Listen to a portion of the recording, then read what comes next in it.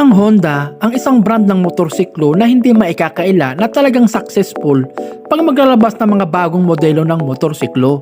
At noon nga lamang August 29, 2023 ay inilantad ng Honda ang kanilang bagong Giorno Plus sa Thailand. Ganun pa man, ang detalye ng mga specification ng motor na to ay hindi pa din inihahayag. What?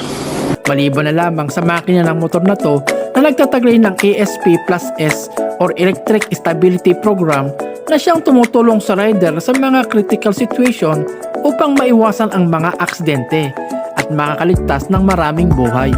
Kung saan, pinapagana nito ang kabuuan ng ABS or TCS or Anti-Lock Braking System or Traction Control System. Nagtataglay na din ito ng 4-valve 125cc engine. At dumako naman tayo sa physical appearance ng motor na to. Retro ang design pero hindi maialis ang sophisticado at modern na design.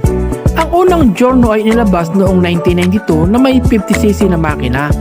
Ang bagong Giorno Plus 125 ay nagkataglay ng liquid cooled sa pagpapalamig ng makina kagaya na sa PCX at sa LED 125. Ang bagong Giorno Plus ay equipped na din ng ABS, Smart Key System, LCD meter, charging socket at 30 liters underseat storage. At makikita sa instrument panel ng motor na to ang trip meter, fuel gauge at orasan.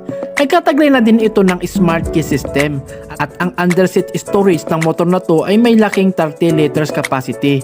Ang headlight at taillight ng motor na to ay LED na din mga paps. Ang motor na to ay available sa 7 kulay mga paps. Ang red black, gray black, yellow black, white black, blue black, green black, white black at Norman black. Joke lang mga paps. Bali hanggang dito na lamang ang maikling content ko at sana'y nagustuhan nyo. Paki-subscribe na lang din po, then hit the notification bell para updated ka po sa lahat ng video na aking inalabas. Maraming salamat mga paps.